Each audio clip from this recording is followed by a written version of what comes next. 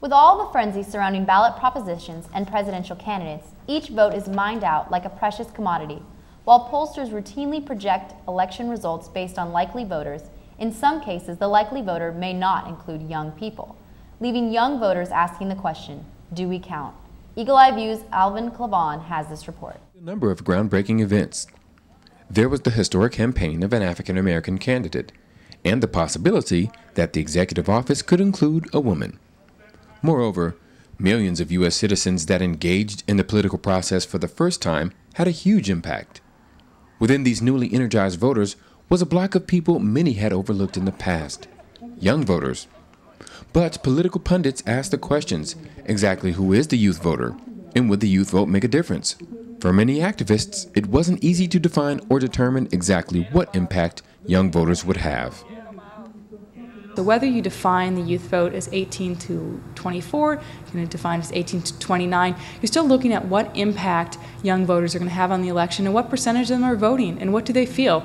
So the fact that however you define it, that's going to be the group that you look within, but it's what they find within that group I think is most important, whether or not they are voting, are they registered to vote, what are their issues, that's the main point. While experts may disagree whether the youth vote constitutes 18 to 24 or 18 to 30, what they do agree upon is that the youth care about the same issues as the rest of Americans.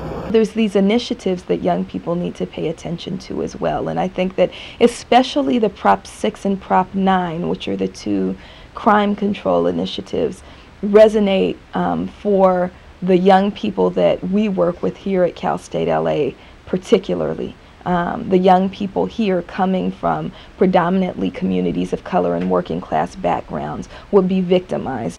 As political scientists continue thinking about shaping history, young voters have demonstrated how they can shape today's events at voter registration rallies and block parties, and as volunteers and canvassers.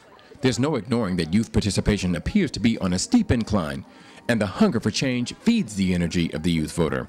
All of this culminates in greater participation by young people. But casting a vote is not the only way young people are impacting the political process.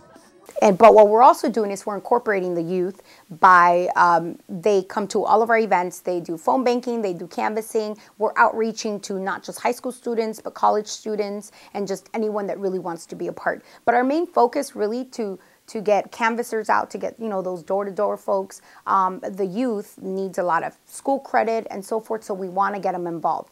I think the one thing, as soon as we get them involved, they become so like happy or of the unknown that they do end up coming back, right? That's what we're doing. We're really creating all these campaign staffers that are going to have some solid campaign field work that they'll be able to just go anywhere and really help out, not just, you know, on the presidential, but also our local campaigns and our statewide and regional campaigns. So no matter whether it's local, statewide, or nationally, judging by the degree of involvement of young people in the 2008 election season, the real question may not have to do with whether or not youth counts in politics, but how much and where.